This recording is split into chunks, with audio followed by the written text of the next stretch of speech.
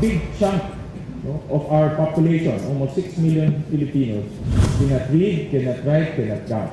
Kung hindi marunong magbilang, hindi marunong magbasa, magsulat, magbilang ng isang tao, paano ito makakahanap ng trabaho? So this is a challenge for all of us to make sure that every single Filipino can read, can write, and can count.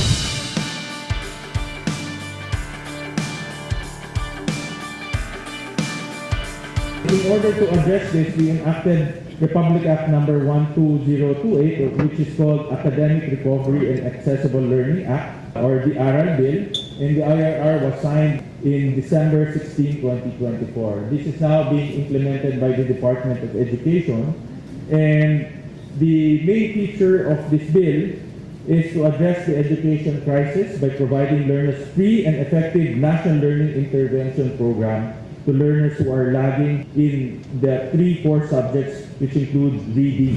Mandate namin ngayon ang Department of Education to come up with a national learning intervention program.